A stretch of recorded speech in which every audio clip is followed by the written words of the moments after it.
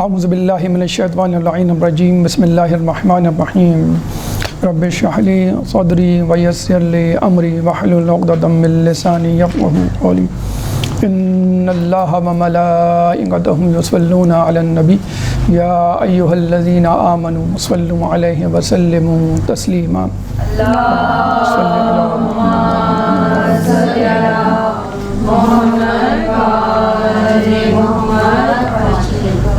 اللہ تعالیٰ نے انسانیت کی رہنمائی کے لیے تقریباً 1,24,000 پیغمبر بھیجے، اور یہ پیغمبر مختلف صفات سے متصف تھے۔ کچھ صفات کسبی تھی اور کچھ صفات وہبی یا الہامی۔ کسبی صفات یعنی اخلاق، سیرت، کردار، سخاوت، عبادت، ہمدردی وغیرہ، اور الہامی صفات میں وہ مافوق الفطرت عادات، اطوار یا خارق العادت قوتیں جو اس نبی کے ساتھ معجزے کی صورت میں ہوا کرتی تھیں۔ عموماً عام لوگوں کے لیے، نرم مزاج لوگوں کے لیے، سلیم الفطرت لوگوں کے لیے، علم اور شعور رکھنے والوں کے لیے، حق کی تلاش میں رہنے والوں کے لیے تو نبی کا کردار کافی ہوا کرتا ہے۔ اس کی عبادت، اس کا حسن سلوک، اس کا علم لوگوں کو متاثر کرتا ہے۔ لیکن کچھ لوگ جو دعوت میں رکاوٹ بنتے ہیں اور ضد اور انا کا مجسمہ ہوا کرتے ہیں اور اپنی ہٹ درمی سے ہر طریقے سے نبی کے آڑے آنے کی کوشش کرتے ہیں، ان کے لیے اللہ تعالیٰ نے معجزات کی صورت میں ایک طاقتور صفت یا خصوصیت ہر نبی کو تقریباً عطا کی، تاکہ ان جیسے ڈھیٹ اور ضدی باطل قوتوں کا مقابلہ کیا جا سکے۔ اور ویسے بھی عمومی طور پہ لوگوں کا ایک عقلی رجحان ہوتا ہے کہ اگر کوئی شخص دعویٰ کر رہا ہے کہ مجھے اللہ نے بھیجا ہے اور اللہ کا ہاتھ میرے اوپر ہے، اللہ کا پیغام میں پہنچانے آیا ہوں اور اللہ کی وحی مجھ پر نازل ہوتی ہے، تو یقیناً وہ شخص عام لوگوں سے مختلف ہوا کرتا ہے یا ہونا چاہیے۔ اس کے پاس کچھ ایسی قوتیں ہونی چاہیے کہ ایک عام انسان بھی یہ اندازہ لگا سکے کہ ہاں، اس شخص کے پیچھے خدا ہے جو کہ ایک سپریم اتھارٹی ہے اور مکمل طور پہ حاکمیت رکھتا ہے۔ چنانچہ ہم دیکھتے ہیں کہ اللہ تعالیٰ نے آدم سے لے کے خاتم ہر نبی کو کوئی نہ کوئی معجزہ دے کے بھیجا۔ ویسے جو معجزات ہم موسیٰ علیہ السلام، عیسیٰ علیہ السلام، ابراہیم علیہ السلام، یوسف علیہ السلام وغیرہ کے ساتھ سنتے آئے ہیں، لوگوں کا یہ عموماً رجحان ہے، سوچ ہے کہ شاید ایسے معجزے رسول اللہ کو عطا نہ ہوئے، لیکن حیات القلوب میں خود امیر المومنین سے روایت ہے کہ رسول اللہ کو ہر وہ معجزہ عطا ہوا کہ جو کسی نبی کو عطا ہوا ہوگا، بلکہ ایک محدود اندازے کے مطابق تقریباً 4,500 معجزات رسول اللہ کو دیے گئے، جس میں کچھ معجزات کا تعلق ذات سے تھا، کچھ معجزات کا تعلق خارج سے تھا، پھر خارج میں کچھ معجزات کا تعلق نباتات، جمادات، حیوانات، فلکیات، سورج، چاند، ستاروں سے تھا۔ بتلانا یہ مقصود تھا کہ یہ نبی جو ہم نے بھیجا ہے اس کے پیچھے ہمارا ہاتھ ہے، اور یہ بہت زیادہ طاقتور اور الہامی قوت رکھتا ہے، اگر یہ چاہے اپنے تئیں تم پر حکومت کر سکتا ہے، لیکن یہ علم کے ذریعے، سخاوت کے ذریعے، حسن و کردار کے ذریعے اسلام کو پھیلانا چاہتا ہے۔ بلکہ ہم یہ دیکھتے ہیں کہ رسول اللہ کو جب نبوت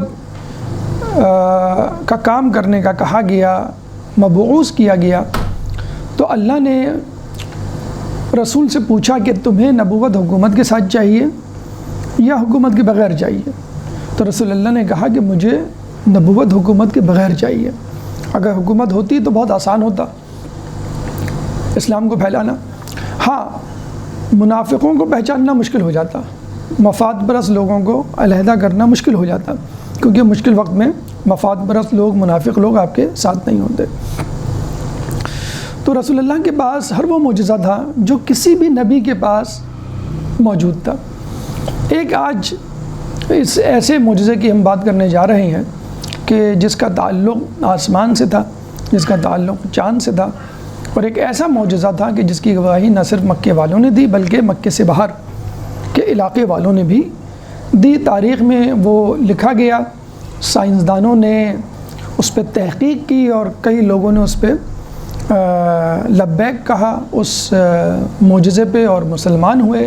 ہزار سال سے زیادہ کا عرصہ گزرنے کے باوجود خود قرآن میں اس کا واضح طور پہ سورہ قمر میں تذکرہ موجود ہے۔ تو واقعہ یا معجزہ شق القمر آج ہمارا موضوع ہے۔ اس موضوع میں ہم سب سے پہلے مرحلے میں روداد شق القمر یعنی واقعے کی تفصیل آپ کے سامنے رکھیں گے۔ دوسرے مرحلے میں قرآن سے ثبوت یعنی قرآن کی آیات جو اس معجزے پر دلالت کرتی ہیں۔ تیسرے نمبر پر تاریخی حوالہ جات کہ تاریخ میں یا دیگر اقوام نے اس معجزے کو کیسے پرکھا اور قبول کیا۔ چوتھے نمبر پر عقلی ثبوت، اور پانچویں نمبر پر حسی ثبوت یا سائنسی ثبوت۔ تو پہلے مرحلے میں سب سے پہلے شق القمر معجزے کی روداد یا تفصیل واقعہ کیا تھا۔ اگر ہم زمان و مکان کے اعتبار سے دیکھیں تو یہ واقعہ 14 شوال اور ایک روایت کے مطابق 14 ذی الحج کو پیش آیا۔ رات کا وقت، چاند اپنے پورے جیسے کہتے ہیں سحر کے ساتھ پوری آب و تاب کے ساتھ چمک رہا تھا۔ ابو جہل، منافقین، مشرکین، کفار مکہ ایک گروہ کی صورت میں کوہ ابو قبیس پر آتے ہیں رسول کے پاس اور رسول سے معجزہ طلب کرنے کی بات کرتے ہیں۔ اچھا یہ میں بتا دوں، یہ تمام تفصیل جو ہے وہ PDF فائل میں موجود ہے، آپ کو مل جائے گی۔ اگر آپ چاہیں تو لکھ لیں، اگر نہ چاہیں تو کوئی ایسا فرق نہیں۔ درود پڑھ دیں محمد والے محمد۔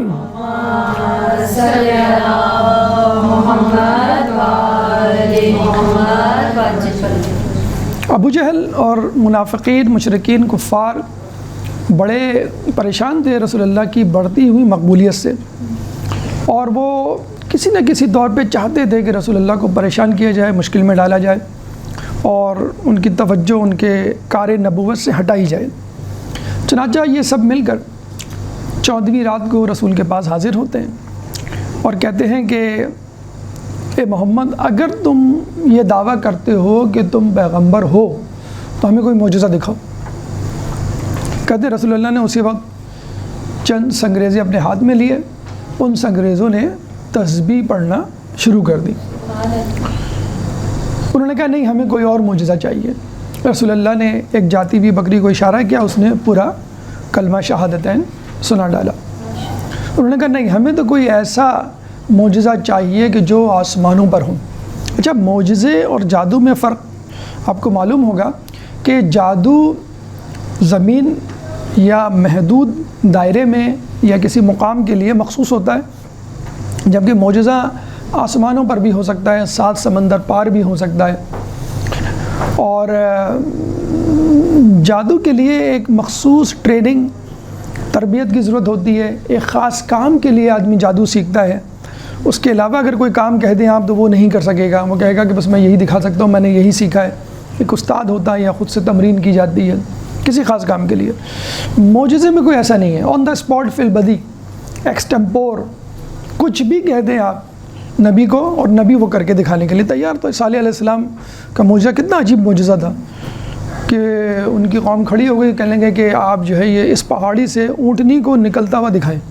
عجیب و غریب معجزہ، لیکن انہوں نے یہ معجزہ دکھایا کیونکہ وہ تو اللہ کی طرف سے آئے ہوئے نبی تھے، اور اللہ تو ان اللہ علی کل شیء قدیر، ہر چیز پہ قادر ہے۔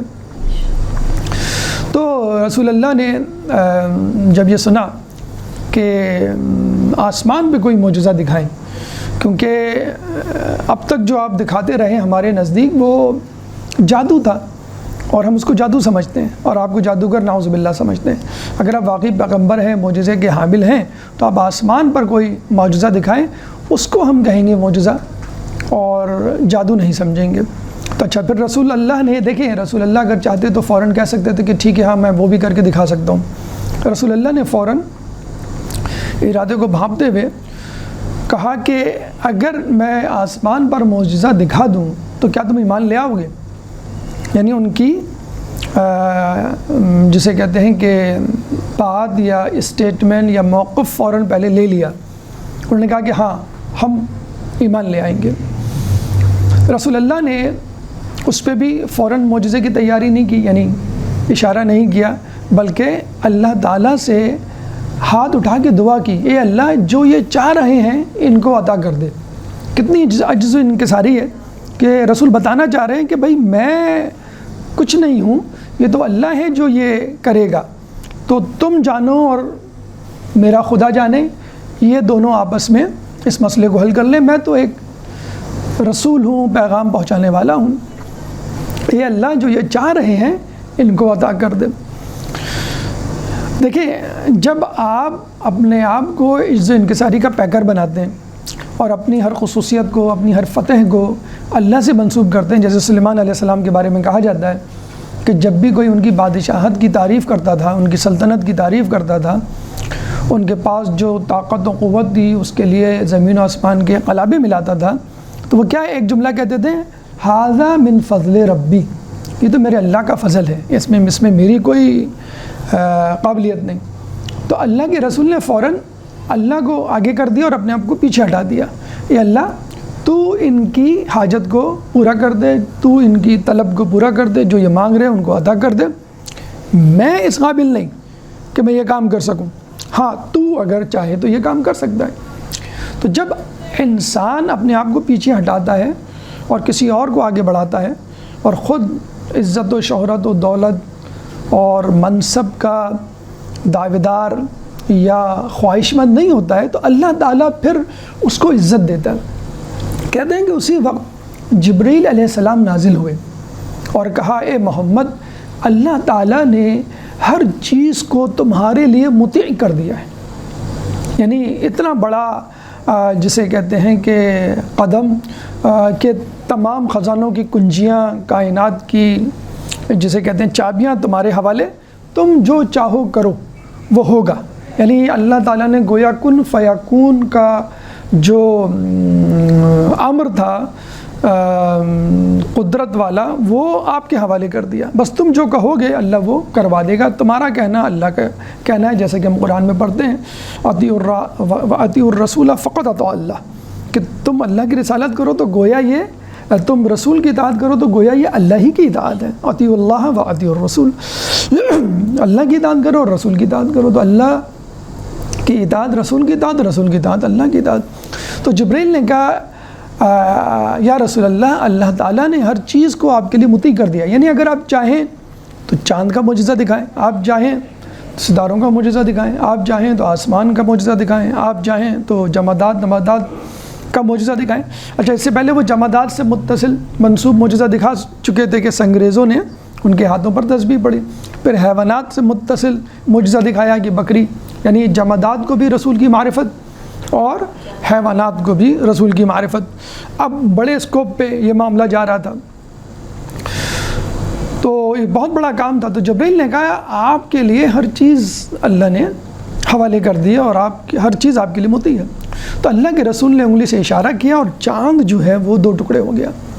اب تک یہ الزام میں مبتلا تھے کہ رسول اللہ کو ہم اگر مشکل میں ڈال دیں گے تو یہ گھبرا جائیں گے، چھوٹے موٹے معجزے تو شاید نعوذ باللہ انہوں نے کسی جادوگر سے سیکھ لیے ہوں گے، معجزے نہیں ہوں گے، اور یہاں پہ ان کا سارا جسے کہتے ہیں کہ پول کھل جائے گا اور خدا نخواستہ جو دعویٰ کر رہے ہیں وہ سب ختم ہو جائے گا۔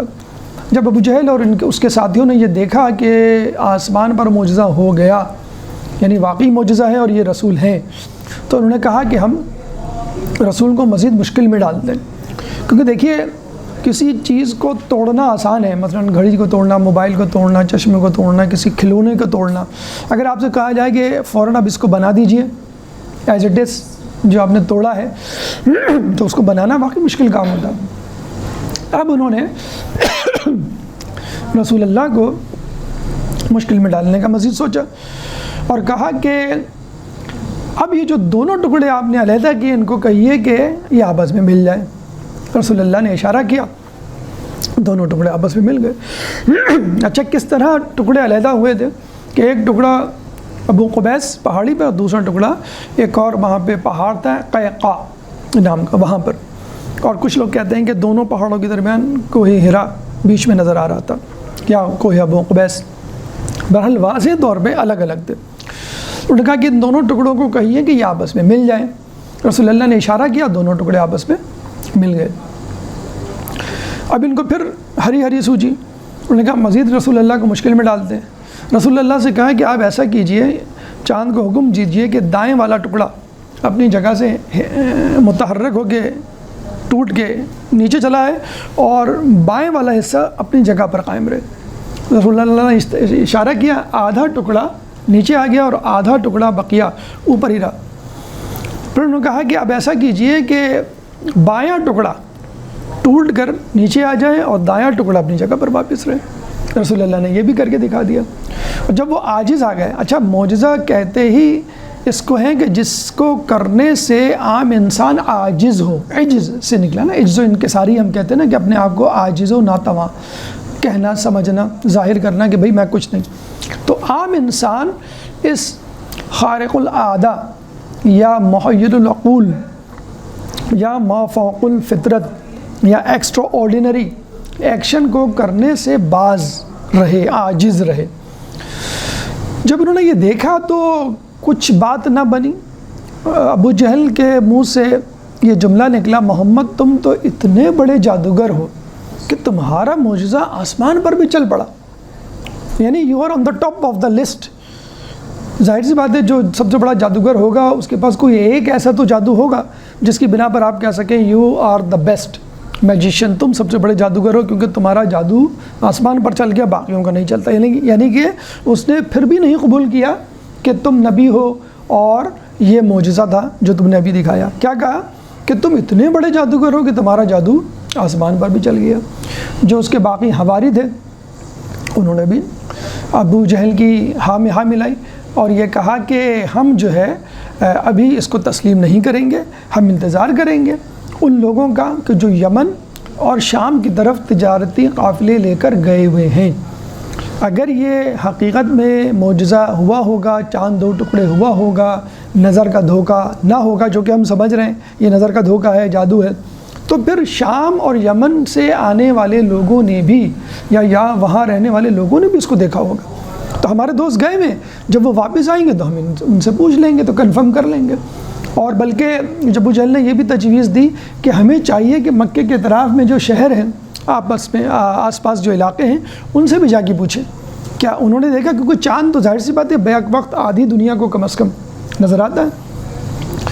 تو کہتے ہیں کہ ان لوگوں نے انتظار کیا یمن اور شام سے قافلے آ جائیں، اور پھر کچھ لوگوں نے جا کے آس پاس کے علاقوں میں تحقیق کی تو سب لوگوں نے وہی جواب دیا کہ ہاں جس تاریخ اور جس وقت کی تم بات کر رہے ہو، جس دن کی، اس دن ہم نے بھی چاند کو دو ٹکڑے ہوتے ہوئے دیکھا۔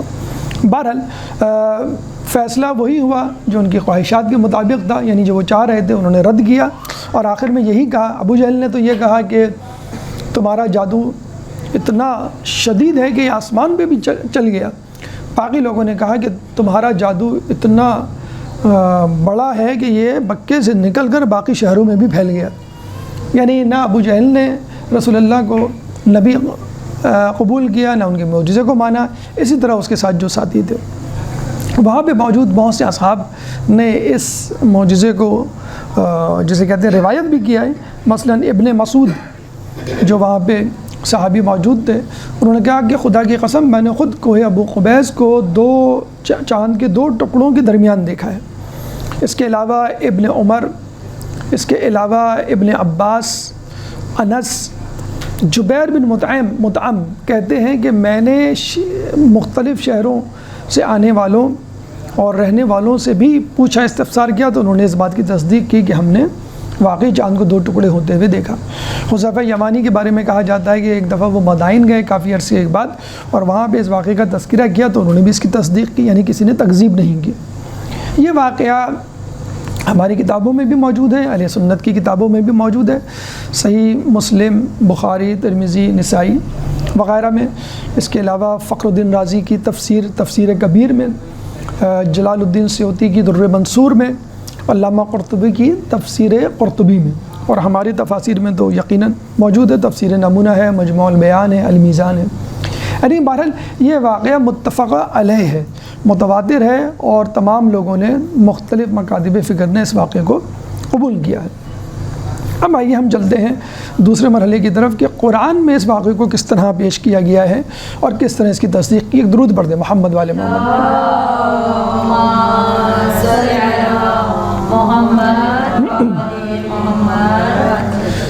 سورہ قمر قرآن کا 54واں سورہ ہے، چیپٹر 54، اور آیت نمبر 1، 2 اور 3، یعنی شروع کی تینوں آیات اس واقعے کی تفصیل اور پس منظر کو بیان کرتی ہیں۔ اللہ فرماتا ہے اقتربت الساعۃ وانشق القمر وَإِن يَرَوْا آیَةً يُعْرِضُوا وَيَقُولُوا سِحْرٌ مُسْتَمِرٌ وَكَذَّبُوا وَاتَّبَعُوا أَهْوَاءَهُمْ وَكُلُّ أَمْرٍ مُسْتَقِرٌ۔ اللہ تعالیٰ فرماتا ہے اقتربت الساعۃ، قیامت کی گھڑی آن پہنچی۔ اچھا، اس سے پہلے جو سورہ ہے سورہ نجم، 53واں سورہ ہے، چیپٹر 53، اس کی آیت ہے 57ویں، آیت نمبر 57۔ اس میں بھی اللہ تعالیٰ نے قیامت کا تذکرہ کیا ہے، آزفۃ الآزفہ، قیامت کی گھڑی آن پہنچی۔ لیکن سورہ قمر میں قیامت کا بھی تذکرہ ہے اور شق القمر یعنی چاند کے 2 ٹکڑے ہونے کا بھی تذکرہ ہے۔ پہلے اللہ نے کیا کہا؟ اقتربت الساعۃ وانشق القمر، قیامت کی گھڑی آن پہنچی اور چاند، شق کہتے ہیں 2 ٹکڑے، اسپلٹنگ آف مون، شق القمر کا جو ترجمہ بنتا ہے، قیامت کی گھڑی آن پہنچی اور چاند 2 ٹکڑے ہو گیا۔ اچھا، یہاں پہ ایک سوال ذہن میں آتا ہے کہ اللہ تعالیٰ نے قیامت کے تذکرے کو شق القمر کے ساتھ جوڑنا کیوں مناسب سمجھا؟ اللہ تعالیٰ ڈائریکٹ شق القمر سے بات کو سٹارٹ کر دیتا اور پھر اس کی تفصیل بیان کر دیتا کہ اقتربت الساعۃ وانشق القمر، قیامت کی گھڑی آن پہنچی اور چاند 2 ٹکڑے ہو گیا۔ وَإِن يَرَوْا آیَةً، اور جب وہ ہماری کسی نشانی، آیت، معجزے کو دیکھتے ہیں، یعرضوا، وہ اپنا منہ پھیر لیتے ہیں، یعنی نفرت کا اظہار، کراہیت کا اظہار کرتے ہیں۔ وَيَقُولُوا سِحْرٌ مُسْتَمِرٌ، اور کہتے ہیں یہ تو نرا جادو ہے، یہ تو وہی جادو ہے، مستمر، جاری ہونے والا یا اب تک جو جاری ہے۔ وَكَذَّبُوا، انہوں نے جھٹلایا، اور جھٹلایا نہیں، وَاتَّبَعُوا أَهْوَاءَهُمْ، انہوں نے اپنے خواہشات نفس کی اتباع کی۔ وَكُلُّ أَمْرٍ مُسْتَقِرٌ، اور ہر کام کا ایک انجام ہے۔ تو قیامت کی گھڑی کا تذکرہ ہو گیا، پھر شق القمر کا۔ اب سوال یہ کہ قیامت کی گھڑی، قیامت کا تذکرہ شق القمر کے ساتھ اللہ نے کرنا کیوں مناسب سمجھا؟ اس کی 2 علتیں ہیں۔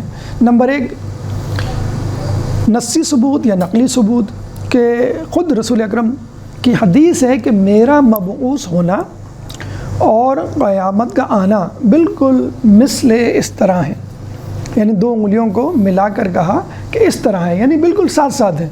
جیسے اور روایتوں میں ملتا ہے نا کہ جو 2 لڑکیوں کی پرورش کرے، ان کی شادی کرے، وہ میرے ساتھ اس طرح کھڑا ہوگا، یعنی 2 جیسے جو انگلیاں، یا یتیموں کی پرورش کے حوالے سے وہ میرے ساتھ اس طرح کھڑا ہوگا۔ تو رسول اللہ نے کہا میرا مبعوث ہونا اور قیامت کا آنا بالکل اس طرح ہے، یعنی جیسے یہ 2 انگلیاں فوراً کے فوراً جیسے ہم وضو میں ایک لفظ استعمال کرتے ہیں موالات، کہ پے در پے، اسپونٹینیس اور اسٹیپ بائی اسٹیپ، کوئی گیپ نہ ہو، وداؤٹ اینی پوز۔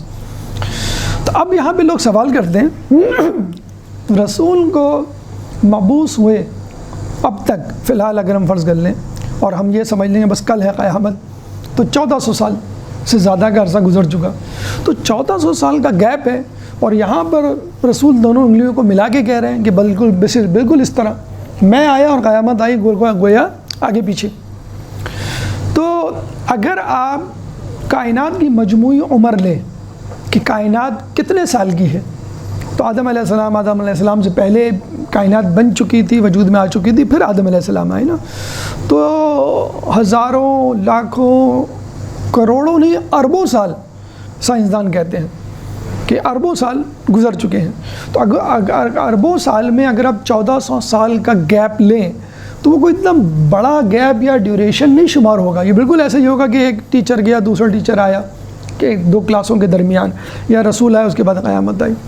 تو اربوں سال کو اگر ہم من حیث المجموعی کنسیڈر کریں تو رسول اور اس کے بعد قیامت سمجھ لیں کوئی گیپ ہی نہیں ہے گویا، اس لیے رسول نے کہا تھا۔ پہلی بات یہ ایک جسے کہتے ہیں کہ عقلی نقلی ثبوت ہو گیا، یعنی نص یا حدیث سے ثابت شدہ اصول۔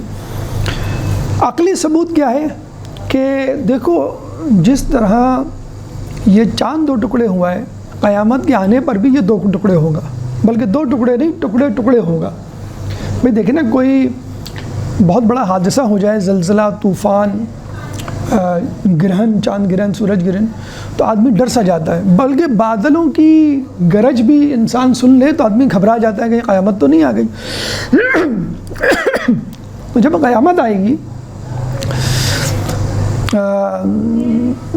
وہ ہے نا القاریات و ملقاریات، وتکون الجبال کالعہن المنفوش، کہ جبال پہاڑ اس طرح اڑ رہے ہوں گے جیسے دھنکی ہوئی روئی، ذرات کی طرح۔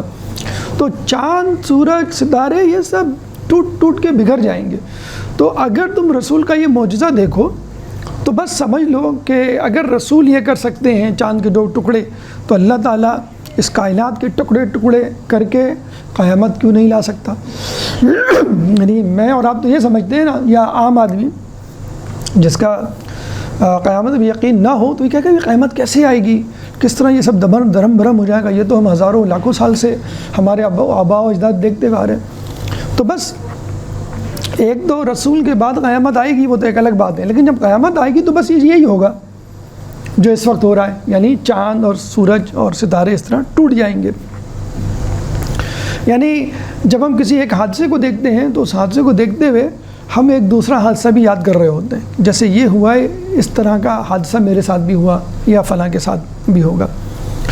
لیکن یہاں پر آ کر کچھ لوگوں نے ٹھوکر کھائی اور وہ یہ سمجھے کہ جو شق القمر ہے یہ دراصل قیامت کی نشانیاں کہہ لیجئے، یا قیامت کے وقت جو واقعات حادثات ہوں گے ان کا ایک حصہ ہے، معجزے کی طرف اشارہ نہیں ہے۔ یعنی جب قیامت آئے گی تو چاند، سورج، ستارے ٹوٹ جائیں گے، سارا نظام جو ہے وہ درہم برہم ہو جائے گا۔ تو اس میں رسول کے شق القمر کا کوئی تذکرہ نہیں ہے، نعوذ باللہ۔ کچھ لوگوں نے اس طرح تفسیر پیش کی۔ لیکن اب اگر آیت کے فوراً بعد تھوڑی سی نگاہ ڈالیں کہ رسول کے معجزے دکھانے کے بعد اللہ کیا کہہ رہا ہے؟ وَإِن يَرَوْا آیَةً، جب وہ ہماری آیت، نشانی، معجزہ دیکھتے ہیں تو کیا کرتے ہیں؟ یعرضوا، تو منہ پھیر لیتے ہیں۔ تو یہ ابو جہل کے رویے کی طرف، کفار، مشرکین، منافقین کے رویے کی طرف اشارہ ہے۔ اور کیا کہتے ہیں؟ سحر مستمر، یہ تو وہی جادو ہے جو ہم دیکھتے ہوئے آ رہے ہیں۔ مستمر کہتے ہیں جیسے ہم اردو میں استعمال کرتے ہیں نا گرامر میں، ماضی استمرار یا مستقبل استمرار، present perfect continuous, past perfect continuous, یا future perfect continuous. I have been going to school for 2 years، میں اسکول جاتا رہا ہوں، یا I will have been going to school for 4 years۔ تو استمرار ہے، یعنی پہلے بھی جاتا رہا، ابھی بھی جا رہا ہوں، ابھی بھی جا رہا ہوں، اور آئندہ بھی جاتا رہوں گا۔ تو انہوں نے کیا کہا کہ یہ تو وہ جادو ہے جو تم دکھاتے رہے ہو، it is one of them, جو تماشا نعوذ باللہ تم اب تک بے وقوف بنانے کے لیے نعوذ باللہ ہمیں کرتے رہو، یہ وہی ہے۔ اچھا، مستمر ایک تو کنٹینیوٹی، استمرار میں دلالت کرتا ہے، اور اسی طرح مستمر پائیداری، استقلال اور مضبوطی پہ بھی دلالت کرتا ہے۔ اور یہ حقیقت ہے، جو چیز مضبوط ہوتی ہے وہ کنٹینیو رہتی ہے۔ آپ کے گھر کا فرنیچر ہو، لباس ہو، پردے ہوں، قالین ہو، ٹی وی ہو، جو بھی گیجٹ مضبوط ہوتا ہے وہ کافی عرصے چلتا ہے۔ تو انہوں نے کہا کہ یہ تو وہ جادو ہے جو پائیدار ہے، بڑا مضبوط ہے، جس سے تم بیوقوف بنا رہے ہو، اور یہ مسلسل جاری رہے گا۔ اس کے بعد وَكَذَّبُوا، انہوں نے جھٹلایا۔ کیا کرنا چاہیے تھا؟ معجزے کو دیکھنے کے بعد رسول اللہ نے جو ان سے شرط لی تھی کہ تم کیا کرو گے، انہوں نے کہا ٹھیک ہے ہم آپ پہ تم ایمان لے آؤ گے؟ ہاں ایمان لے آئیں گے۔ کرنا کیا چاہیے تھا؟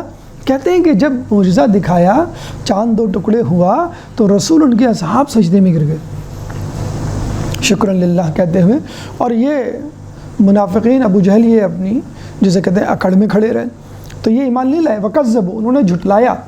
اچھا، پھر اللہ کہتا ہے انہوں نے جھٹلایا نہیں، وَاتَّبَعُوا أَهْوَاءَهُمْ، انہوں نے اپنے خواہش نفس کا اتباع کیا۔ یعنی وہ کیا چاہتے تھے کہ رسول ہمیں اپنی برائیوں سے نہ روکے، ہم جو چودراہٹ، قتل و غارت، فتنہ و فساد، چوری ڈکیتی، جو کچھ بھی کر رہے ہیں اپنی طاقت کے بلبوتے پہ، رسول ہم کو نہ روکے۔ اگر روکیں گے تو پھر ہم ان کو جھوٹا مشہور کریں گے، جادوگر مشہور کریں گے، لالچی انسان نعوذ باللہ مشہور کریں گے، جو وہ کر رہے تھے۔ وَاتَّبَعُوا أَهْوَاءَهُمْ، انہوں نے اپنے خواہش نفس کا اتباع کیا۔ اور پھر اللہ تعالیٰ نے فوراً بتلا بھی دیا کہ تم آج اپنے خواہش نفس کا اتباع کر رہے ہو، آج تم جھٹلا رہے ہو، لیکن یہ جان لو وَكُلُّ أَمْرٍ مُسْتَقِرٍ، ہر کام کا ایک انجام ہوتا ہے، اس پہ نظر رکھو۔ اگر تم تسلیم کر لیتے ہو رسول کو، نبی یہ جادو نہیں ہے، اس کو معجزہ مان لیتے ہو، تو تمہارا اچھا انجام ہوگا، تمہارا مستقر جنت ہوگی، تمہارا انجام، تمہاری منزل جنت ہوگی۔ اور تم جھٹلا رہے ہو جیسا کہ تم کر رہے ہو، تو تمہاری منزل، تمہارا مستقر، تمہارا انجام جہنم اور آگ کے شعلے ہوں گے۔ تو اس وقت تو تم اپنے تئی اختیار جو ہم نے دیا ہے اس کا ناجائز استعمال کرتے ہوئے رسول کو جھٹلا رہے ہو، لیکن تمہارا انجام، اچھا اس میں بھی بتلایا نہیں کہ تمہارا انجام جہنم کے شعلے ہوں گے، یا زقوم کا درخت ہوگا، یا کھولتا ہوا پانی ہوگا۔ جیسے ہم بچوں کو ڈرانے کے لیے ہم کہتے ہیں نا اکثر کہ اگر تم نے یہ نہیں کیا جو تم بدتمیزی کر رہے ہو، تو پھر تم دیکھ لینا ہم تمہارے ساتھ کیا کریں گے، ایسی سزا دیں گے کہ بس۔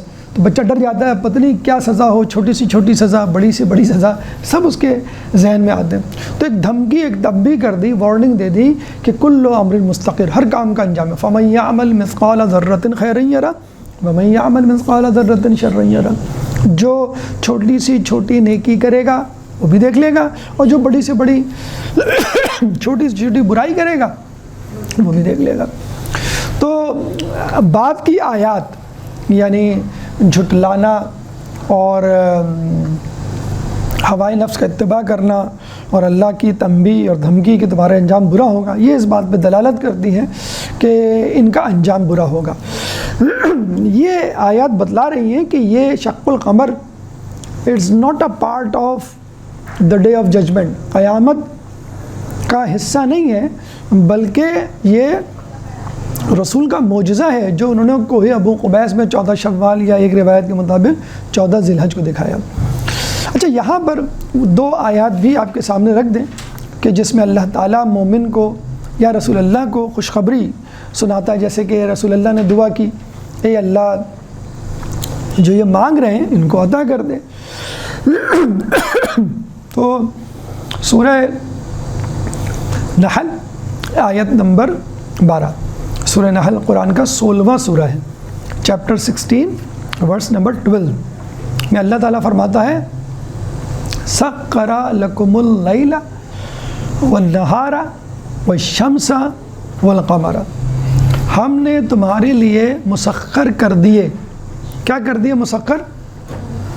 لیل رات کو، نہار دن کو، شمس سورج کو، اور قمر یعنی چاند کو یعنی جو بڑی بڑی چیزیں تم دیکھ رہے ہو، تم سمجھ رہے ہو کہ یہ بہت بڑی چیزیں ہیں، جو مومنین ہیں، جو اللہ کے مطیع و فرما بردار ہیں، اور ظاہر سی بات ہے اس میں سب سے پہلے on the top of the list کون ہے؟ رسول اللہ کی ذات، پھر ائمہ، انبیاء، اوصیاء، اولیاء، باقی لوگ۔ اس کو تمہارے لیے مسخر کر دیا ہے۔ ایک اور جگہ اللہ تعالیٰ اس سے بھی بڑھ کر فرماتا ہے، لوگ یہ نہ سمجھیں کہ فقط 4 چیزیں مسخر کی ہیں، باقی چیزیں مسخر نہیں کی ہیں۔ تو اللہ تعالیٰ سورہ لقمان آیت نمبر 20، سورہ لقمان قرآن کا 30واں سورہ ہے، اور چیپٹر 30 ورس نمبر 20، جس میں اللہ تعالیٰ فرماتا ہے الم تروا ان اللہ سخر لکم ما فی السماوات وما فی الارض، کیا تم دیکھتے نہیں ہو کہ اللہ تعالیٰ نے جو کچھ آسمان میں ہے اور جو کچھ زمین میں ہے تمہارے لیے مسخر کر دیا۔ یعنی یہ 4 چیزوں پر موقوف نہیں، ہر چیز اگر تم اللہ تعالیٰ کے مطیع و فرما بردار بن جاؤ تو ہر چیز تمہاری حقیقت میں، کہ حدیث قدسی بھی ہے کہ اے انسان میں نے کائنات تیرے لیے پیدا کی ہے اور تجھے اپنے لیے پیدا کیا ہے۔ اور ہم کیا کرتے ہیں؟ ہم یہ سمجھ رہے ہیں کہ ہم چیزوں کے پیچھے بھاگ دیں، بینک بیلنس کے پیچھے بھاگ دیں، اولاد کے پیچھے بھاگ دیں، ہم ہم اپنے جیسے انسانوں کے پیچھے بھاگ دیں، ہم حکومت اقتدار اعلیٰ پہ بیٹھے ہوئے جو لوگ ہیں ان کے پیچھے بھاگ رہے ہوتے ہیں۔ تو یہ سب چیزیں اللہ تعالیٰ نے آپ کے لیے مسخر کی ہیں، اور آپ سمجھ رہے ہیں، آپ بلکہ مغلوب ہو کر ان کے پیچھے بھاگ رہے ہوتے ہیں۔ نہ تو زمین کے لیے ہے نہ آسماں کے لیے، جہاں ہے تیرے لیے تو نہیں جہاں کے لیے۔ اللہ تعالیٰ نے کائنات کو آپ کے لیے بنایا ہے، حتیٰ کہ فرشتوں تک کو آپ کے لیے بنایا ہے۔ یعنی فرشتے ہمارا مقام اور مرتبہ دیکھ کے رشک کرتے ہیں کہ کاش ہمیں بھی اس طرح کی عبادت کرنے کا موقع ملتا ہے، اس لیے کہ کیوں کہ فرشتوں میں شہوت، خواہش نہیں ہے، فرشتوں کو بہکانے والا کوئی نہیں ہے، لیکن ہمارے پاس دنیا کی ترغیبات ہیں، ٹیمپٹیشنز ہیں، خواہشات ہیں، ہمارا اپنا نفس ہے، پھر شیطان ہے، یہ سب مل کے ہم کو صراط مستقیم سے ہٹاتے ہیں، لیکن ہم نہیں ہٹتے، اللہ کی عبادت کرتے ہیں، گناہوں سے بچتے ہیں، نیک اعمال انجام دیتے ہیں، تو اس وجہ سے ہم فرشتوں سے افضل ہیں۔ تو یہ 2 آیات، اور اس کے علاوہ بھی بہت ساری آیات، کہ اللہ نے کائنات کو انسان کے لیے پیدا کیا ہے، نہ کہ خود انسان کو کائنات کے لیے۔ تو یہ قرآن کا جسے کہتے ہیں کہ دستخط شدہ، تصدیق شدہ، جسے کہتے ہیں منظرنامہ، سورہ قمر، سورہ لقمان اور سورہ نحل کی آیات اس پہ دلالت کرتی ہیں کہ اللہ تعالیٰ نے انسان کو جب تصرف دیا ہے تو رسول اللہ کو بدرجہ اولا تصرف دیا ہے، اور شق القمر کا واقعہ حقیقت میں رونما ہوا تھا۔ اب آئیے ہم دوسری طرف چلتے ہیں، یعنی تاریخی حوالہ جات سے ہماری گفتگو کا تیسرا مرحلہ تاریخی ثبوت۔ یہ قرآنی ثبوت آپ کے سامنے پیش کیا گیا، اب آئیے تاریخی ثبوت۔ ایک درود پڑھ دیں محمد والے محمد۔ اللہم صلی علی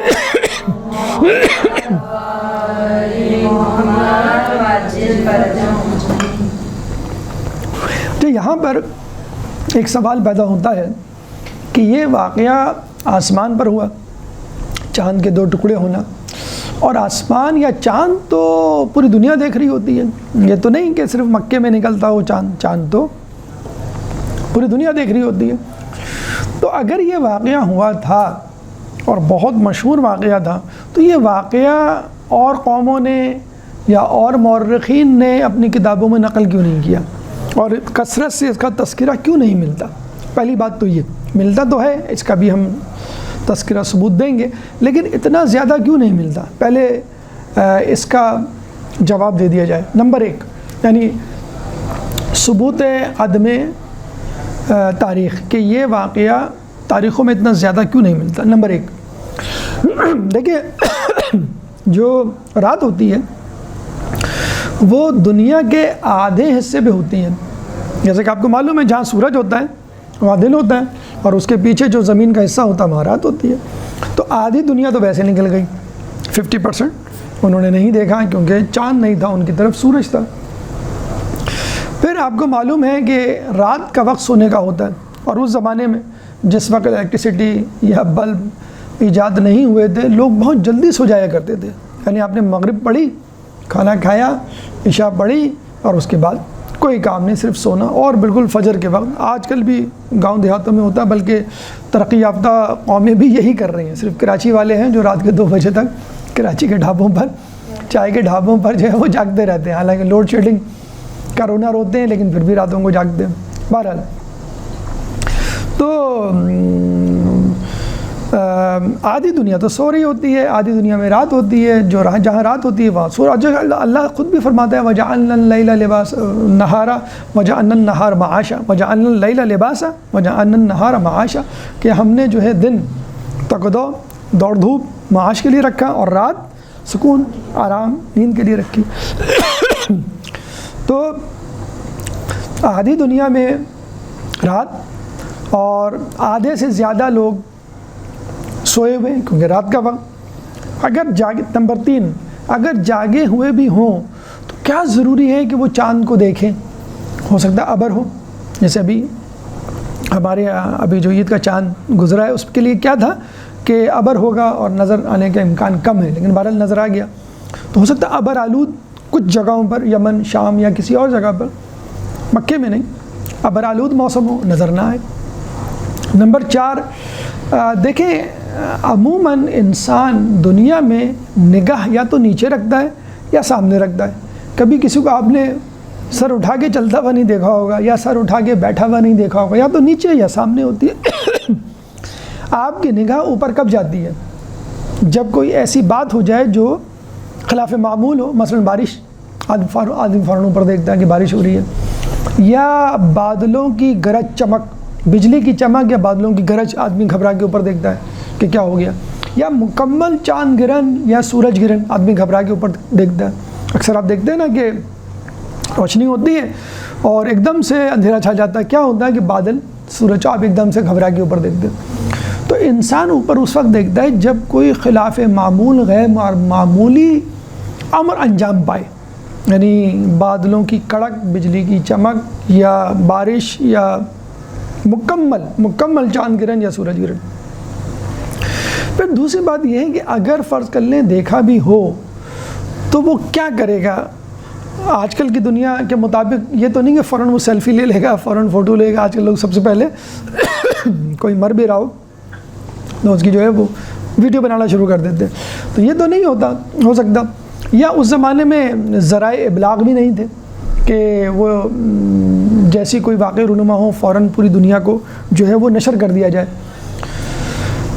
نمبر 6، آخر میں اگر فرض کر لیجیے ایسا بھی ہوا ہو تو دشمنان اسلام تو خود مکے میں موجود تھے جنہوں نے چاند کا معجزہ دیکھ کر انکار کیا. تو باقی جگہوں پر کیا دشمنان اسلام موجود نہیں ہوں گے جنہوں نے دیکھا بھی ہوگا تو اپنے مذہب سے متعلق اس کی تشریح، انٹرپریٹیشن کر دی ہوگی. تو آدھی سے زیادہ، بلکہ بہت کم، جسے کہتے ہیں کہ تعداد ایسی تھی جنہوں نے یہ دیکھا ہو، نوٹ کیا ہو یا لوگوں کو بتایا ہو. اب آئیے اس طرف کہ یہ واقعہ کہاں درج ہے اور کیسے درج ہے.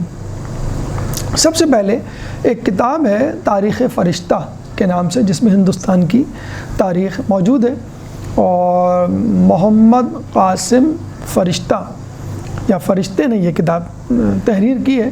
اس میں ایک ہندو راجا کے بارے میں واقعہ ہے کہ کہتے ہیں کہ رسول کے زمانے میں کچھ مسلمان حجاز سے، مکے سے جا رہے تھے یمن کی طرف، سری لنکا کی طرف، تجارت کی غرض سے. اچھا، اس زمانے میں ظاہر سی بات ہے اتنے زیادہ ایڈوانسمنٹ، ترقی تو تھی نہیں. اکثر لوگ کشتی میں خصوصی طور پہ راستہ بھول جایا کرتے تھے، کبھی طوفان کی وجہ سے، کبھی راستہ بھول جانے کی وجہ سے وہ اپنے راستے سے بھٹک جاتے تھے. اب یہ بھٹک کے پہنچ گئے کہاں؟ ہندوستان میں کہاں؟ مالابار، ملباری افراد جن کو ہم کہتے ہیں کراچی میں موجود ہیں، مالابار کے جزیرے میں پہنچ گئے. ان کو پکڑ کے لوگ بادشاہ کے سامنے لائے. جب بھی کوئی غیر ملکی اجنبی فرد یا گروہ داخل ہوتا ہے کسی ملک میں، فوراً بادشاہ کے سامنے حاضر کیا جاتا ہے. اس کو ایک کلیریفیکیشن سرٹیفکیٹ لینا ہوتا ہے کہ بھئی ہم کوئی جاسوس نہیں، ہم دشمن نہیں، ہم ملک کو نقصان نہیں پہنچانے آئے. تو بادشاہ نے پوچھا بھی کون لوگ ہو تم، اپنا تعارف کرواؤ، کیسے آئے، کیوں آئے، ساری تفصیل بتائی. کہا کہ ہم مسلمان ہیں. مذہب کے اعتبار سے کہا کہ مسلمان کیا ہوتا ہے؟ انہوں نے کہا کہ بھئی ہم اسلام پر عمل کرتے ہیں. اسلام کیا ہے؟ انہوں نے اسلام کی تعلیمات. کس نے تمہیں یہ متعارف کروایا؟ انہوں نے کہا بھئی ہمارے ایک نبی ہے جس کا نام محمد ہے، جس نے جو ہے وہ ہمیں ساری تعلیمات دی. پھر پوچھا وہ کیسے آدمی ہیں، سیرت، کردار یا ان کی قابلیت. تو بات چلی ان کے معجزات تک، اور پھر شق القمر پہ بات آئی کہ وہ تو چاند کو بھی 2 ٹکڑے کر سکتے ہیں، وہ اتنے زیادہ بہادر مضبوط ہیں. تو اس زمانے میں ہوتا یہ تھا کہ بادشاہ افراد اپنے محل میں مورخین رکھا کرتے تھے. مورخین، ادیب، شعراء، یہ تمام جن لوگوں کو سائنس کا شوق ہوتا تھا، سائنسدان. تو مورخین ہوا کرتے تھے جو اہم امور کو درج کر لیا کرتے تھے ایک کتاب میں، تاکہ ایک ریکارڈ رہے، اور کبھی امور مملکت چلانے کے سلسلے میں کوئی مسئلہ درپیش آئے تو ان واقعات سے جو ہے وہ سبق حاصل کیا جائے، تجربہ حاصل کیا جائے. جیسے ہمارے یہاں عدالتوں میں جو کیسز ہوتے ہیں، جو بھی فیصلہ ہو اس کو لکھ لیا جاتا ہے کہ بعد میں اگر کوئی اسی قسم کا فیصلہ کیس آئے تو صرف یہ کہہ دیا جائے کہ اس قسم کا فیصلہ فلاں تاریخ کو آیا تھا اور اس کا یہ فیصلہ سنایا گیا تھا. تو بہت آسان ہو جاتا ہے اس مسئلے کو حل کرنے میں. تو مورخین نے دفتر کھنگالے، تاریخوں کے اوراق پلٹے، پتہ چلا کہ جس تاریخ، جس دن کی یہ بات کر رہے ہیں، اس ساعت یہ واقعہ ہو چکا ہے اور یہاں کے لوگوں نے دیکھا تھا. تو جو بادشاہ تھا وہ فوراً جو ہے کہا کہ مجھے اپنے پیغمبر سے ملاؤ. اب دیکھیں، ایک ابو جہل تھا جو سامنے کھڑا تھا، معجزہ بھی اس کے سامنے، لائیو جسے کہتے ہیں نا، لائیو معجزہ اس نے دیکھا تھا، مباشر. اور ایک بادشاہ جس نے نہیں دیکھا، ہزاروں میل دور تھا، لیکن ایک تڑپ تھی نا حق کو پانے کی، سچ کو پانے کی. والذین جاہدوا فینا لنہدینہم سبلنا، سورہ عنکبوت میں اللہ فرماتا ہے جو ہماری راہ میں جد و جہد کرے گا ہم اس کو ضرور کامیابی عطا فرمائیں گے. اللہ نے یہ نہیں کہا کہ جو کامیابی حاصل کرے گا ہم اس کو انعام دیں گے، نہیں، جو بھی کوشش کرے گا ہم اس کو کامیابی دیں گے اور پھر انعام دیں گے. یہ گیا مکے جا کے رسول سے ملاقات کی اور پھر اسلام قبول کیا. اسی طرح کا ایک اور واقعہ، انڈین آفس لائبریری جس میں خطوط ہوا کرتے تھے برٹش امپائر کے دور میں، جو برٹش حکومت جو ہے وہ برطانوی سامراج، برطانوی حکومت کو لکھا کرتی تھی، جس میں وہ اپڈیٹس دیا کرتی تھی کہ حالات کیسے ہیں، ہمارے قابو میں ہیں یا نہیں ہیں، کیا مشکل پیش آ رہی ہے، جنگ کا مسئلہ ہے، تجارت کے مسائل ہیں، کیا ہے، یا آپس میں. تو اس میں خود بخود تاریخ جو ہے وہ روزانہ کی بنیاد پر لکھی جا رہی تھی.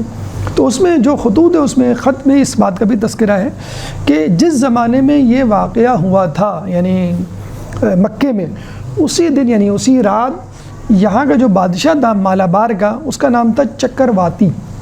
اس نے یہ شق القمر جو ہے یعنی چاند کے 2 ٹکڑے ہونا خود اپنی آنکھوں سے دیکھا.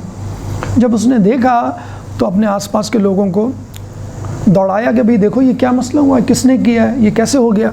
اب لوگ دوڑے، گھومے پھرے، اور پھر کرتے کرتے سفر کرتے کرتے بادشاہ کو جواب تو دینا تھا ان کو.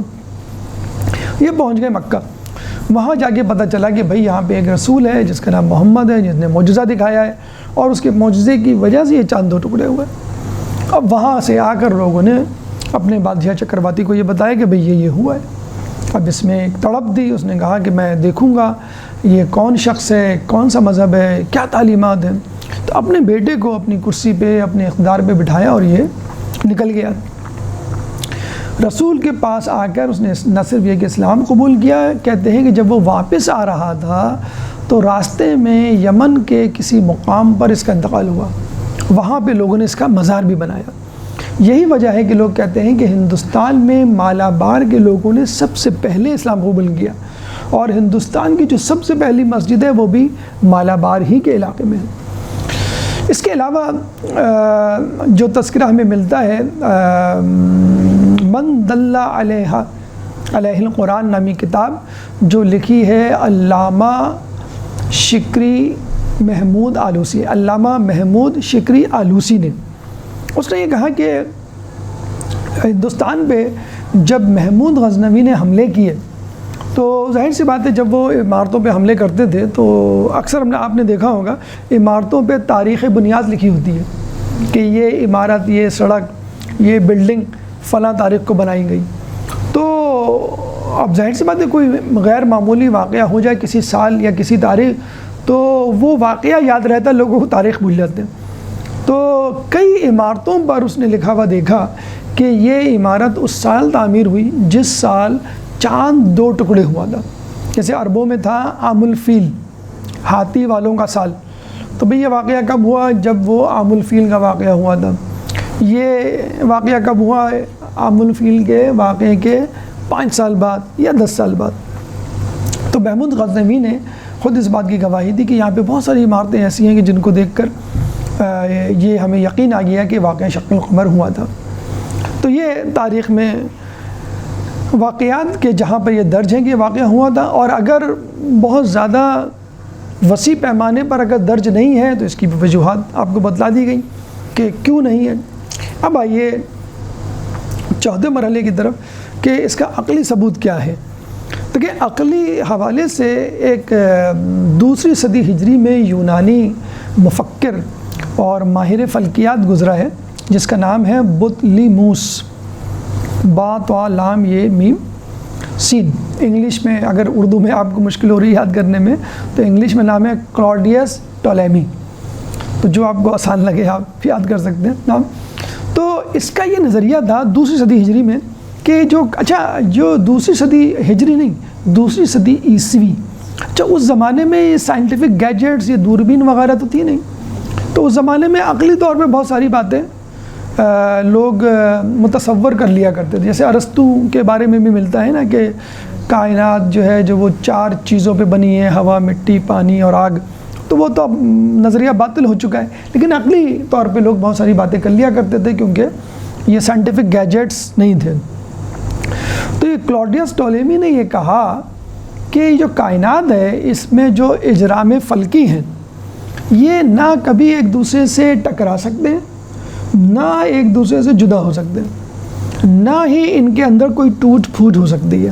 اگر ایسا ہوا تو پوری کائنات درہم برہم ہو جائے گی، یوں سمجھ لیجئے کہ بس قیامت آ جائے گی.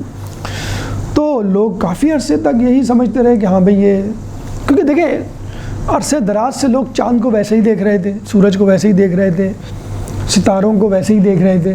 تو انہوں نے کہا کہ ہاں یہ بات تو ٹھیک ہے، ہم نے کوئی تبدیلی تو نہیں دیکھی، تو ایسا ہی ہوگا کہ اگر کوئی چیز اپنی جگہ سے ہلی، جیسے ہم دیکھتے ہیں یہ آپ کا مکڑی کا جو جالا ہوتا ہے، اس میں آپ کوئی چیز پھینک دیں یا اس کا ایک تار توڑ دیں تو سب چیزیں، یا بچوں کا آپ نے بلڈنگ پزل دیکھا ہوگا، جو بلڈنگ بلاکس ہم بناتے ہیں اس میں ایک بلاک ہٹا دیں آپ تو پوری بلڈنگ گر جاتی ہے.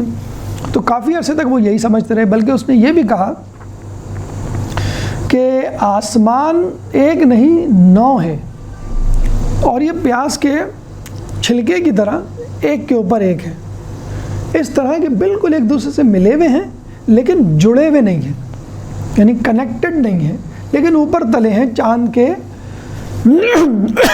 یہ پیاز کے چھلکوں کی طرح. جیسے پیاز کے چھلکے بہت قریب ہوتے ہیں، ایک دوسرے سے بالکل چپکے ہوئے ہوتے ہیں، لیکن آپ ایک ایک کر کے ان کو پیل آف کر سکتے ہیں. لیکن آپ نے یہ نہیں دیکھا ہوگا 2 چھلکے ایک ساتھ جڑے ہوئے ہوں. تو اس نے کہا بالکل اسی طرح ہے، 9 آسمانیں اور ایک دوسرے سے جڑے ہوئے نہیں ہیں، اور لیکن یہ اوپر تلے ہیں. اور کوئی چیز، ستارے ہوں یا سیارے ہوں، نہ تو ایک دوسرے سے ٹکرا سکتے ہیں، نہ ایک دوسرے سے دور جا سکتے ہیں. جتنے فاصلے پر ہیں، جیسے زمین اور چاند سورج جتنے فاصلے پر ہیں اتنے فاصلے پر رہیں گے، اور نہ کوئی ان کے اندر ٹوٹ پھوٹ کا عمل ہوتا ہے. اچھا، بعد میں یہ تمام نظریات غلط ثابت ہوئے. بگ بینگ تھیوری آئی جس نے بتلایا کہ دھماکہ ہوا تھا، دھماکے سبب یہ ستارے سیارے بنے. پھر شہاب ثاقب کی تھیوری آئی کہ کس طرح یہ ٹکڑے زمین کی طرف جسے کہتے ہیں گرتے. بہرحال بطلیموس یا کلاڈیس ٹولیمی کا نظریہ جو ہے وہ غلط ثابت ہو گیا. اس کے بعد سائنسدان آئے. دیکھیں انسان کے ادوار میں علم کو بڑا عمل دخل رہا ہے. اس کے مذہب کی پرورش کے لیے، یعنی جدید علوم نے، چاہے وہ عقل سے متعلق ہوں، فلسفے سے یا سائنس سے متعلق ہوں، اگر مذہب کی تصدیق کی ہے تو مذہب زندہ رہا ہے، اور مذہب کی تنقید یا تردید کی ہے تو مذہب ختم ہو گیا ہے۔ یہود و نصارہ کا مذہب اسی لیے آہستہ آہستہ ختم ہوا، یہ جو ابھی موجود ہے وہ ان کی طاقت کے بلبوتے پر ہے، دلائل، اصلی تعلیمات اب ان کے پاس نہیں رہی۔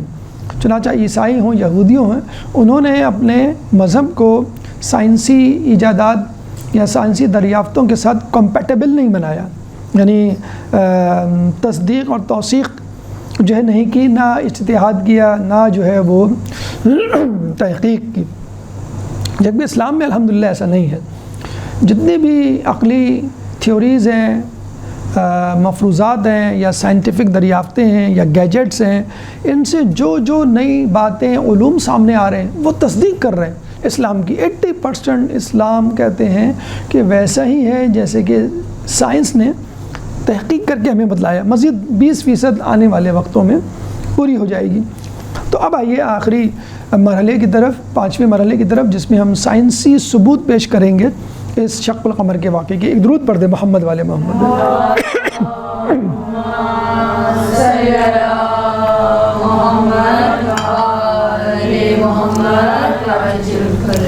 تھوڑی سی مشکل ٹرمینالوجیز آئیں گی، لیکن ہم کوشش کریں گے آسان مثالوں سے اس کو سادہ بنائیں اور قابل فہم ہو آپ کے لیے۔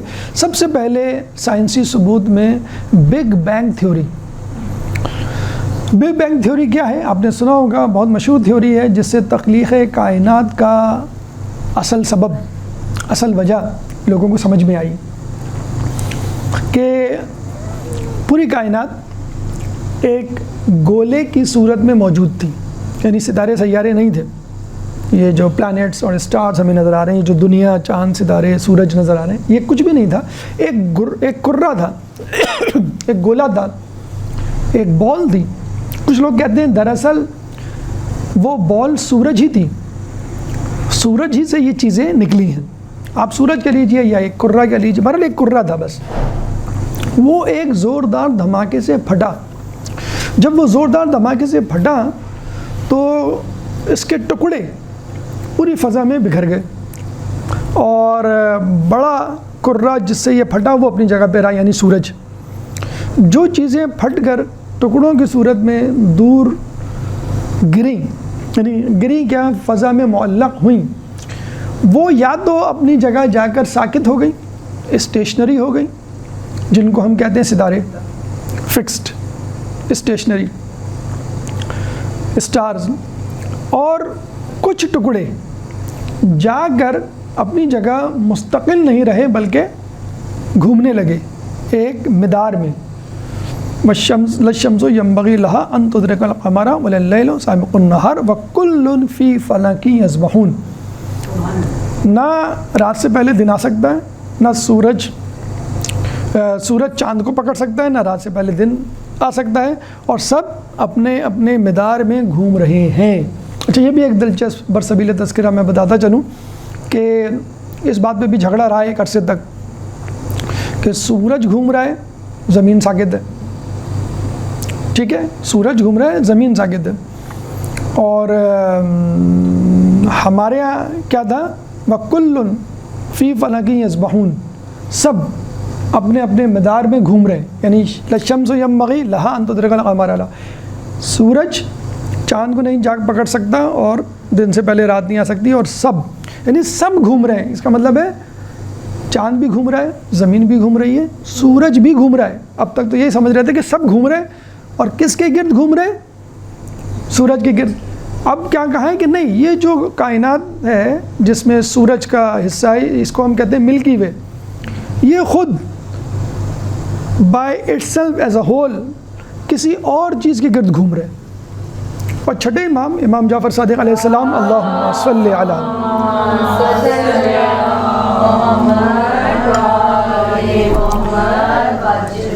ان سے جب پوچھا گیا الحمدللہ رب العالمین، اللہ کا شکر ہے، تمام تعریفیں اس کے لیے ہیں جو عالم نہیں، عالمین کا رب ہے، تو عالم تو یہی ہے نا، سورج چاند ستارے اور یہ بس یہ عالم ہے، عالمین یعنی اور کتنے عالم ہیں؟ تو امام نے کہا اس جیسے 10,000 عالم ہیں، تو عالمین 10 یعنی اتنی بڑی جو دنیا ہے۔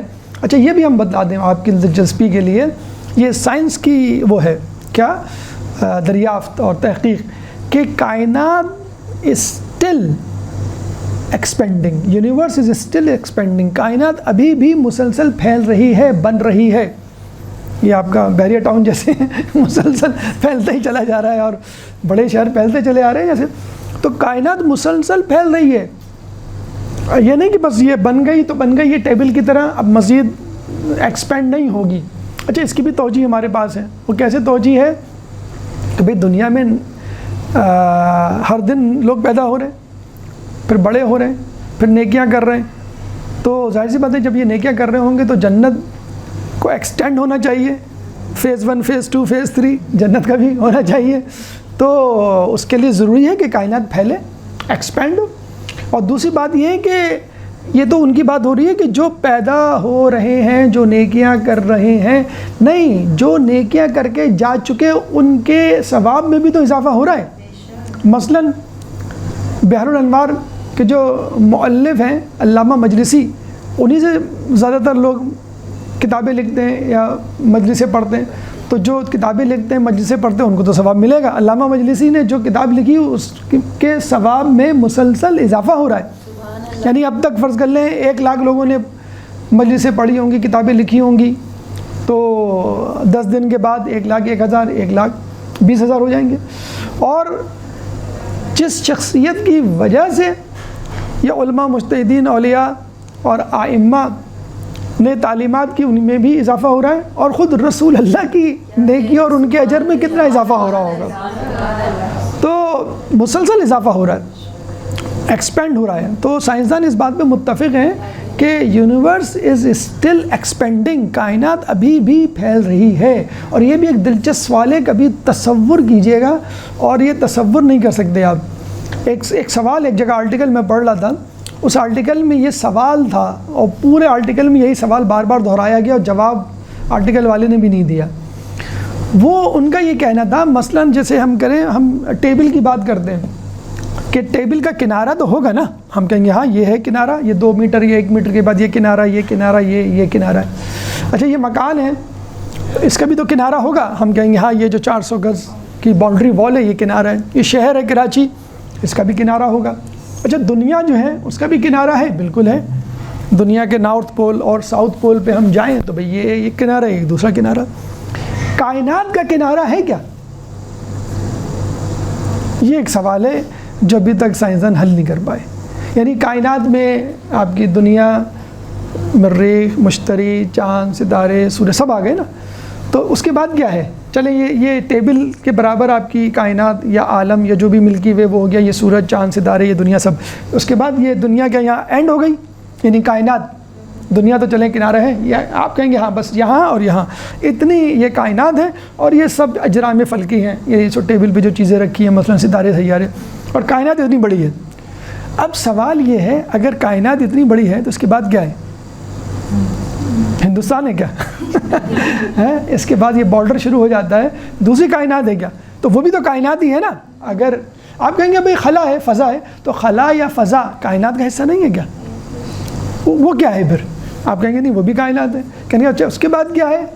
اس کے بعد بھی کائنات ہے۔ تو کنارہ کیا ہے، کتنی بڑی ہے؟ یہ آج تک لوگوں کو سوال یہ ہے، وہ شاید قیامت ہی میں حل ہوگا، خدا ہی بتائے گا کہ کائنات کتنی بڑی ہے یا کائنات کا کنارہ ہے کہ نہیں۔ لیکن بہرحال ہمیں خوش ہونا چاہنا چاہیے کہ جو یہ سمجھتے ہیں کہ جیسے کسی کمپلیکس میں 100 فلیٹ ہوں گے، ان کی بکنگ ہو گئی، آپ گئے 101 102ویں نمبر پہ، کہا کہ ابھی بکنگ ہو گئی ہے، اب کوئی فلیٹ خالی نہیں۔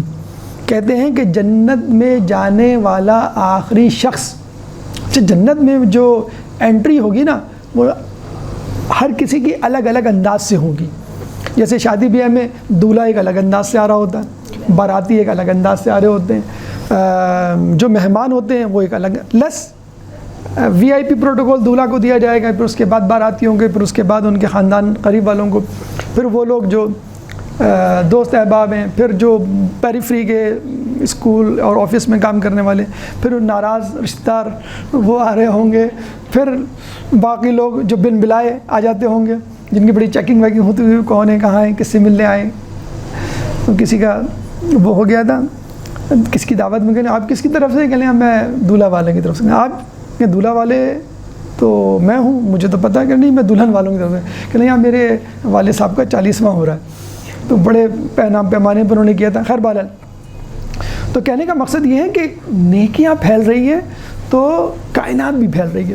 بہرحال تو بگ بینگ تھیوری یہ ہے کہ پوری کائنات جو ہے وہ ایک کرہ تھی، دھماکہ ہوا، وہ پھٹی، چھوٹے چھوٹے ذرے الگ ہوئے، کچھ مستقل طور پہ فکس ہو گئے اور کچھ طواف کرنے لگے.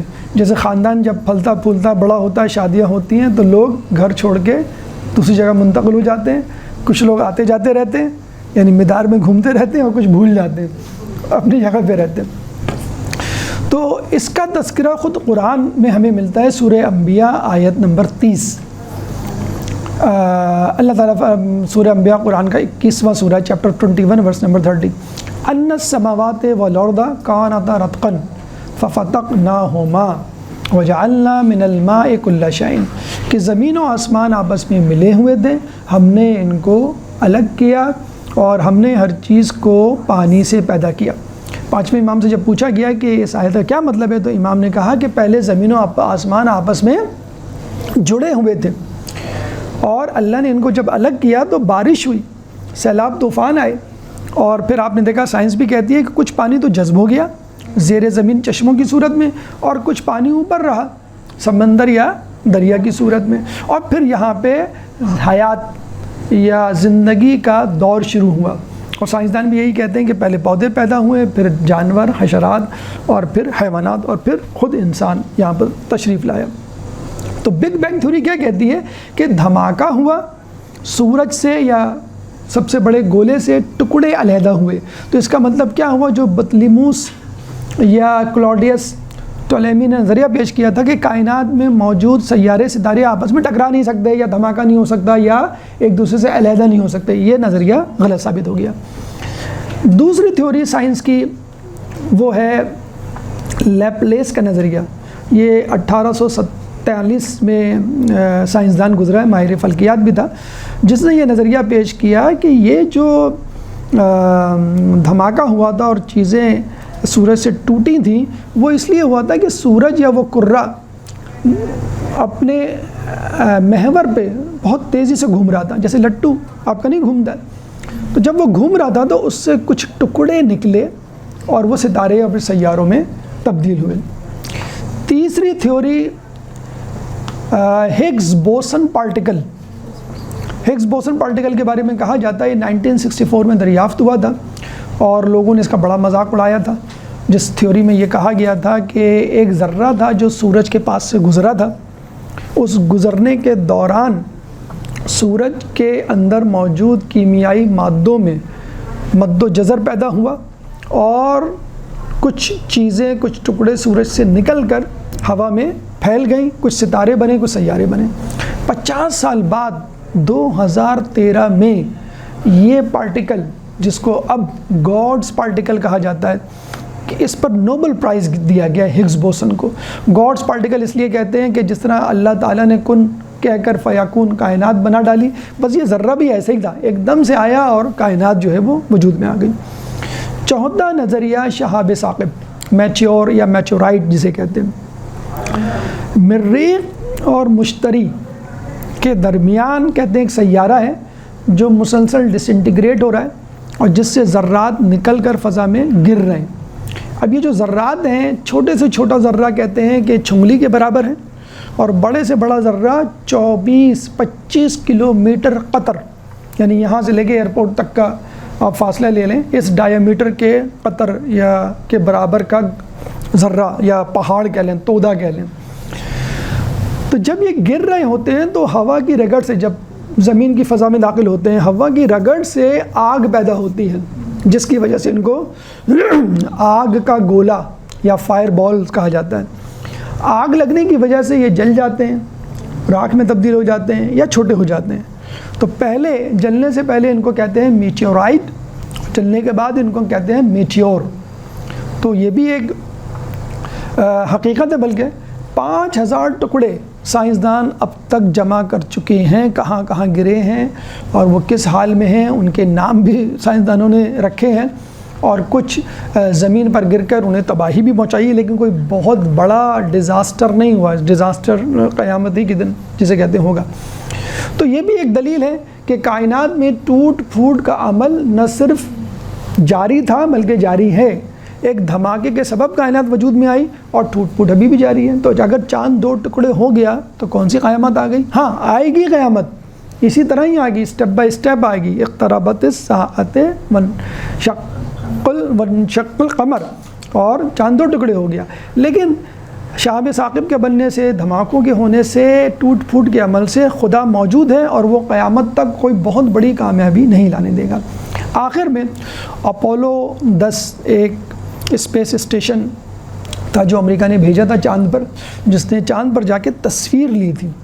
تو کہتے ہیں ایک تصویر میں ایک بہت بڑی لائن یا رج، ایک ابھار نظر آیا، جیسے اسپیڈ بریکر آپ کہہ لیجئے کراچی کی سڑکوں پہ جو ہوتے ہیں، یا سڑکوں میں جو کھدائی کر کے لوگ چلے جاتے ہیں لائنیں ڈالنے کے بعد، تو آپ کو معلوم ہو جاتا ہے کہ یہاں پہ کچھ کھدائی ہوئی تھی، کیونکہ ابھار سے نظر آتا ہے۔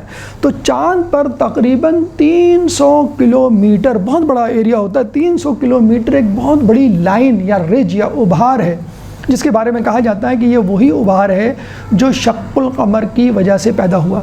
یعنی جب چاند جڑا، آپ کسی بھی چیز کو جوڑیں، کھلونے کو، چشمے کو، کسی بھی چیز کو جوڑیں، تو جوڑنے کے بعد آپ نے دیکھا ہوگا جہاں چیز جڑتی ہے وہ ایک ابھار سا چھوڑ جاتی ہے۔ خود آپ کے ہاتھ پیر پہ کوئی زخم لگ جائے تو کچھ عرصے بعد وہاں ایک ابھار سا آ جاتا ہے۔ تو انہوں نے کہا کہ یہ جو لائن ہے 300 کلومیٹر، یہ شق القمر والی ہے۔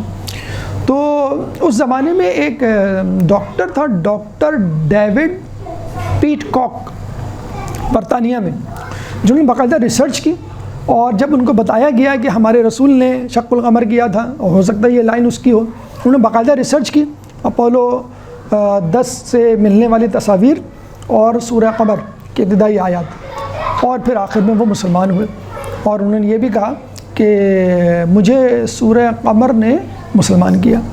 اسی طرح ایک اور سائنسدان تھا جوزف مورگین، کیلیفورنیا میں، اس نے بھی تحقیق، جب اس کو بتایا گیا کہ بھائی یہ ہمارے رسول نے معجزہ کیا تھا، ہو سکتا ہے اس کی یہ وہی لائن ہو، تو اس نے بھی تحقیق کی، تصدیق کی، اور اس کے بعد باقاعدہ اس نے ٹی وی پہ، پریس کانفرنس پہ، اخباروں میں، انٹرویو میں یہ بات کہنی شروع کی کہ اسلام برحق ہے، اور اسلام لانے والے، پھیلانے والے محمد نے جو معجزہ دکھایا تھا وہ بالکل آج کل کی سائنس کے مطابق بالکل ثابت ہوتا ہے۔ لیکن افسوس کے ساتھ کہنا پڑتا ہے جیسے ہی انہوں نے اپنے مسلمان ہونے کا اعلان کیا، کچھ ہی دنوں کے بعد وہ اپنے فلیٹ میں مردہ پائے گئے، اور کہا یہ گیا ہے کہ ان کے گھر میں آگ لگ گئی تھی۔ لیکن یہ حقیقت ہے کہ جیسے ہی کوئی ایسا واقعہ پیش آتا ہے یا کوئی بہت بڑی شخصیت اسلام قبول کر لیتی ہے تو فوراً اس کو مار دیا جاتا ہے یا گمنامی کے اندھیروں میں دھکیل دیا جاتا ہے۔ جیسے خود آئنسٹائن کے بارے میں کہا جاتا ہے کہ اس نے واقعہ معراج کے حوالے سے آیت اللہ بروجردی کو 17 خطوط لکھے تھے، اور آخر میں مذہب تشیع قبول کر لیا تھا۔ اس کی وصیت نامہ اسٹل انکلوز، یعنی ابھی تک ڈسکلوز نہیں کیا ہے۔ تو کہنے کا مقصد یہ ہے کہ اگر انسان ضدی ہٹ درم ہو تو ابو جہل کی طرح معجزہ دیکھتے ہوئے انکار کر دے، اور اگر انسان کے اندر تڑپ موجود ہو تو ہزاروں میل دور اور ہزاروں سال بعد پیدا ہونے والے لوگ بھی اسلام لے آتے ہیں۔ اللہ اگر توفیق نہ دے، یہ انسان کے بس کی بات نہیں، فیضان محبت عام صحیح، عرفان محبت عام نہیں۔ اللہ تعالیٰ سے دعا ہے کہ جو کچھ پڑھا سنا اس پہ عمل کرنے کی توفیق عطا فرما۔ اللہ تعالیٰ سے دعا ہے کہ جو پریشان حال ہیں ان کی پریشانی کو دور فرما، جو بے روزگار ہیں ان کو رزق حلال عطا فرما، جو رزق حلال کما رہے ہیں ان کے رزق حلال میں برکت عطا فرما، جو مقروض ہیں ان کے قرضوں کو عطا فرما، جو زندان میں ہیں ان کو رہائی عطا فرما، جو سفر میں ہیں ان کو منزل عطا فرما، جو گمشدہ ہیں ان کو ان کے پیاروں سے ملا۔ مسلمان دنیا میں جہاں جہاں ظلم و ستم کا نشانہ بنے ہوئے ہیں، خصوصاً فلسطین کے مسلمان، ان سے ظلم و ستم کو دور فرما، امام کے ظہور میں تعجیل فرما، ہمیں ان کے انصار و اعوان میں شامل فرما۔ اپنے مدرسے کے حوالے سے جو نئی بلڈنگ آپ کی بن رہی ہے، خصوصی طور پہ دعا کریں، کچھ رکاوٹیں ہیں کچھ لوگ ہیں جو اس بلڈنگ کے کھڑے کرنے میں یا مدرسے کے کی تعمیر و ترقی میں رکاوٹ بن رہے ہیں. اللہ تعالیٰ ان کی تمام کوششوں کو نیست و نابود کرے اور انچولی، کراچی بلکہ پوری دنیا میں آپ کے مدرسے کے حوالے سے، وسادت سے جو بھی علم کی روشنی پھیل رہی ہے اس کو مزید لوگوں میں پھیلا اور آنے والی رکاوٹوں کو دور فرما. ربنا تقبل منا انک انت السمیع العلیم وتب علینا انک انت التواب الرحیم برحمتک یا ارحم الراحمین. صلی علی